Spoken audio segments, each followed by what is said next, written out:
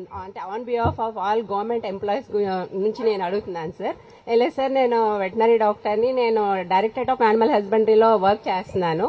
ఏం లేదు సార్, మేము దాచుకున్న జీపీఎఫ్లు అనేవి మాకు అవసరమైనప్పుడు ఇచ్చేటట్టు చేయండి సార్. ఇంకేమీ వద్దు సార్ మాకు. అంటే నేను అందరు గవర్నమెంట్ ఎంప్లాయీస్ తరఫున అడుగుతున్నాను, not only one department, suffering all department employees sir. ఆ జీపీఎఫ్ సార్, మేము ఎప్పటి నుండి జాయిన్ అయిన దగ్గర నుండి దాచుకున్న డబ్బులు మాకు అవసరమైనప్పుడు మాకు వచ్చేటట్టు అదొక్కటి సార్. అంటే అది మీకు నేను చెప్పవచ్చో తెలియదు, కానీ మీరు ఈ అవకాశం మీరు చెప్పేశారమ్మా, అయిపోయింది. Thank you. ఆనాడు రాష్ట్ర విభజన జరిగిన తర్వాత అందరం అమరావతికి రావాలని బాబు గారు పిలిపిస్తే మీరందరూ ఒప్పుకున్నారు. దానికి మీరు కొన్ని ఇన్ఫ్రాస్ట్రక్చర్ క్రియేట్ చేయండి అంటే బాబు గారు ట్రైన్స్ కానీ అన్ని కూడా వేస్తాం జరిగింది. పక్క రాష్ట్రాలతో పోటీపడి కూడా అద్భుతమైన ఫిట్మెంట్ బాబు గారు ఆనాడు అందించారు. నేను మంత్రి ఉన్నప్పుడు మెడికల్ క్లెయిమ్స్, పిఆర్ఆర్డీలు any medical claims we use to clear with in minutes, క్షణాల్లో క్లియర్ చేసేవాళ్ళం. ఇది పెండింగ్ పెట్టేవాళ్ళం కాదు. మీకు తెలుసు మెడికల్ క్లెయిమ్స్ అని ఒక కమిటీ ఉంటుంది, కమిటీ ఒప్పుకుంటే ఇమీడియట్ క్లియర్ చేశారు. ఈ ప్రభుత్వంలో ఏమైందంటే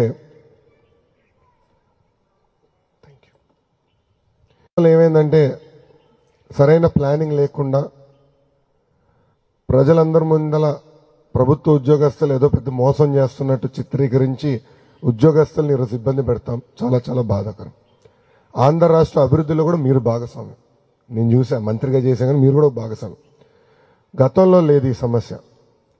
మన ఫిట్మెంట్ ఇష్యూ లేదు, ఐఆర్ ఇష్యూస్ లేవు, ఈ మెడికల్ ఇష్యూస్ లేవు, జీపీఎఫ్ లేదు, ఇష్యూస్ లేవు. రిటైర్ అయిన వెంటనే బెనిఫిట్స్ కూడా వచ్చేవి, అవన్నీ ఇప్పుడు ఆగిపోయినాయి. So we need to stream line this first. తప్పనిసరిగా ఇది మొత్తం స్ట్రీమ్ లైన్ చేసే బాధ్యత బాబు గారు తీసుకుంటారు. చాలా మంది అడుగుతారు బాబు గారు ఎట్లా చేస్తారు అని. అనుభవం ఉంది ఆయనకి. 1995లో ఆయన ముఖ్యమంత్రి అయినప్పుడు ఇలాంటి పరిస్థితుల్లోనే ముఖ్యమంత్రి అయ్యారు. 2014లో మళ్ళీ ముఖ్యమంత్రి అయినప్పుడు ఇలాంటి పరిస్థితుల్లోనే మళ్ళీ ముఖ్యమంత్రి అయ్యారు. ప్రజలు కూడా చంద్రబాబు గారు కష్టకాలాల్లో గుర్తొస్తారు. ఆయన అన్ని సెట్ చేస్తారు, మళ్ళీ మర్చిపోతారు. నేను బాబు గారికి ఎప్పుడు చెప్తా, అనుభవించేది దేవుడు మీకు రాసలేదు సార్, మీరు కష్టజీవి అని చెప్తాను నేను. ఆయన నిరంతరం కష్టపడతారు. ఆయన జీవితాంతం మొత్తం చూస్తే కష్టమే. ప్రజల గురించి ఎప్పుడు ఆలోచిస్తాడు ఆయన.